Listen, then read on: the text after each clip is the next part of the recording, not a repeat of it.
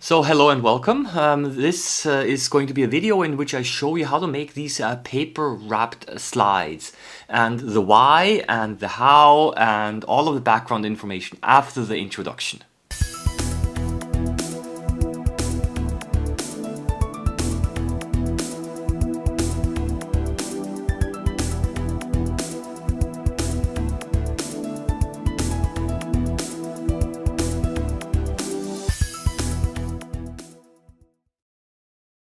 Okay, well, I've made a few years ago these paper wrapped slides. I spent quite a little bit of time experimenting with them. The question is, why would anyone do that? Why would anyone wrap microscope slides in paper?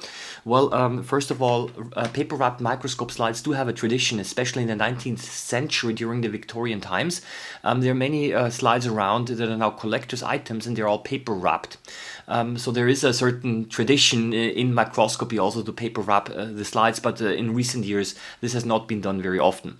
However, there are also other reasons. For example, the paper wrapping does add a great deal of stability to the slide.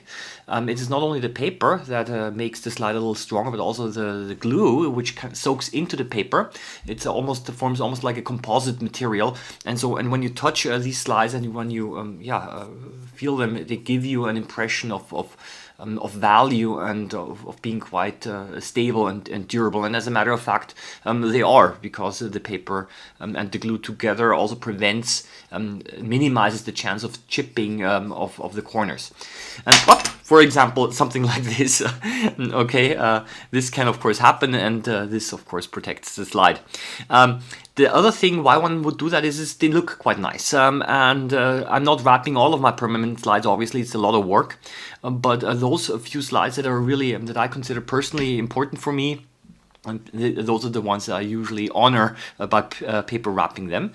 And another reason is paper wrapping does also help to brand your slides. Maybe if you are a company, or if you want to make collector's items, okay, and you would like to label them in a specific way that makes it more easily for them to be recognized, then I think paper wrapping also can play a role. But ultimately, I think the real reason, especially in amateur microscopy, is that it's a fun activity, and it's nice to do. And what I'm going to do now is I'm simply going to show you some of the problems I had and some of that advice and some advice that follows from that. Okay, so let's get started. Well, this is the end product that I want to make. I chose the blue color as the color scheme. It's a white label, left and right, a dark blue frame and a light blue front cover. The bottom of the slide is one plain piece of paper that I wrapped around the edges. So this is also the frame for the front side.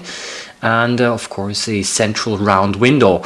This slide over here, I made a mistake because you can see the cover glass going through here, so I actually started on the wrong side of the slide for covering it. However, the front part here, I tried to print all of the information directly on the colored paper instead of using separate white slide labels. So that's of course also possible. And here tried a similar thing. And what you can see here is that something you have to try to avoid. There's some glue that was spilled. If something like this happens, then I recommend that you allow the glue to dry first and then you scratch it off carefully. So yeah, these are just some examples. This one I tried to cut out with a sharp knife. This round circle, that's a little bit difficult. So what I'm going to be doing is I will be using a puncher, a hole puncher, a large one. And I started off by tracing out the shape of the slide, of course. Here you can see everything's a little bit faster. Then you have to make it a little bit larger because you'll be folding the paper around the edges. It's pretty self-explanatory, I would say, what you see here. Then you place your magic scissors over the pieces of paper. Then you have to wait 13.3 seconds, and then the paper will be cut all by itself. This is basically a very practical tool, these magic scissors. And that's basically now. I need to make some additional cuts here to make it easier to fold the edges around, so that there is not going to be too much overlap of the paper. So this is something that I have to do manually. And this is a 16 millimeter hole puncher that I bought in a local hardware shop. And it is you can make holes in wood, but it's 2 millimeters less in diameter than the cover glass because the cover glass is 18 millimeters, and you need to, of course, put some newspaper beneath it, otherwise you're going to damage the floor and, of course, also the hole puncher. And you get very nice round cutouts this way, and that's very practical.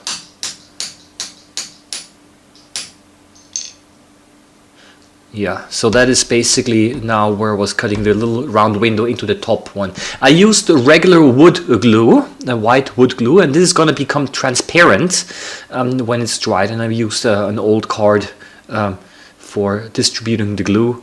And of course, too much glue is not good either. Too little glue then is also a problem, because then it dries too quickly. You have to take it away. You have to put it on a separate piece of paper, because otherwise the window is going to be covered in glue. And then you carefully place the slide over it, and you make sure that the cover glass is properly centered over the round window, and you try to fold around the paper.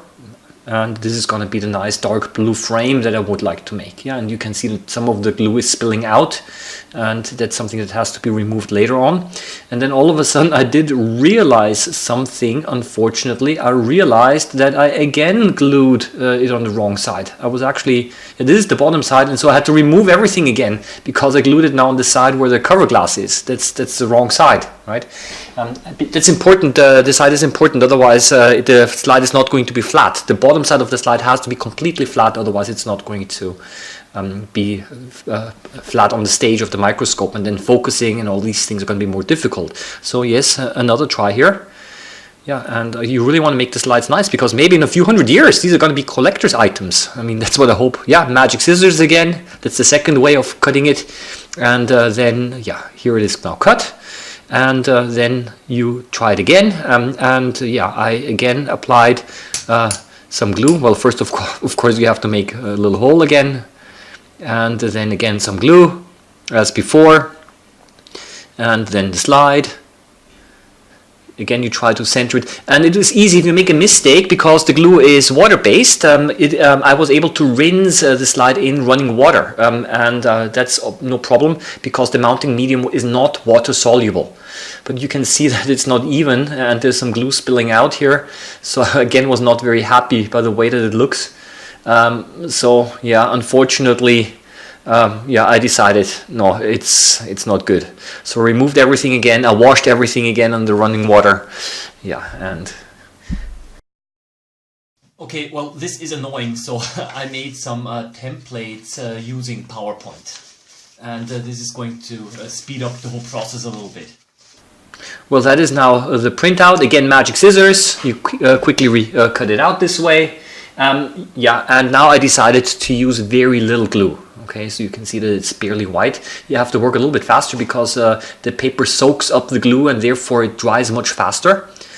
And yeah, but there's one interesting thing that I found out. If you use very little glue, it's easier to fold the corners, the edges around, because it was stickier this way. And so it was actually, and here I tried something new. I tried some corner, strengthening, okay, because the corners I wanted to make it a little stronger, and so that's why I added these corner edges, and now that's the top one that I'm adding.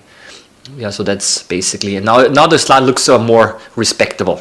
Okay, then I had to wait a few hours for the whole thing to dry, of course, and this is how it looks in close-up. And you can see that there's a little bit of white glue spilling out here, and that's okay. I just allowed it to dry, and then I used a sharp object to scratch it off.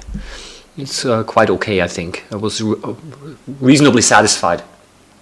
Of course, you also add the slide labels. I also used white glue. I printed this out. I made it using PowerPoint, these labels. And yeah, I included the name and the date, of course. The mounting medium was UKIT, and the date was a -1, -2, -3. I always added that. The date, that's almost like a serial number. Yeah? Okay, you can see 1998 -1. That's the first slide. It's my very first slide permanent slide that I made. This is why I kind of give it a special treatment by slide wrapping it. Yeah, and now what I tried to do is the following. I want to add some clear paint. And in order to add some clear paint, you have to protect the window. And this is why I used some sticky tape to glue some paper over the window. Yeah, and I've done this with all the other slides as well, because I'm going to spray paint everything now. Yeah, you have to make sure that everything is tightly on.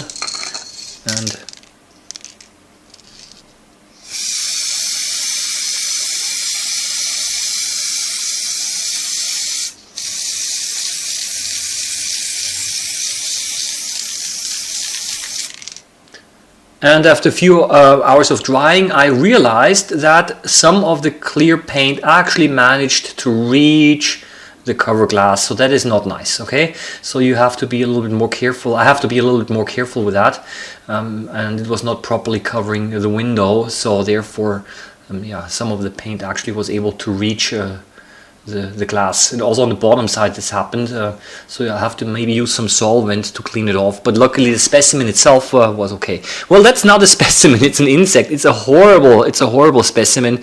It's really squashed and everything, and it's not very nice looking, totally unnatural. But well, it's the first permanent slide that I made almost 20 years ago now, so and yeah, now after everything's dried, you have to sort everything into the slide box. Yeah, and this basically completes the whole procedure. Well, that's pretty much it. Is slide wrapping worth it? Is it worth the work? Well, I do not know, I have to admit. That's something that everyone has to decide for him or herself. In any case, it is an interesting activity and it does keep up a nice tradition. And final remark, I've of course been thinking a little bit about the design of the slides, and I was already considering maybe to make the slides look like the 19th century, so to use an old design. I deliberately decided not to do that. I wanted to give it a modern 21st century design, but here that is another playground for some creativity here to design your own slides. Okay, well, that is essentially everything I wanted to say. I wish all of you a nice day, and as always, happy microbe hunting, or in this case I should rather say happy slide wrapping. All the best and have a nice day. Bye bye.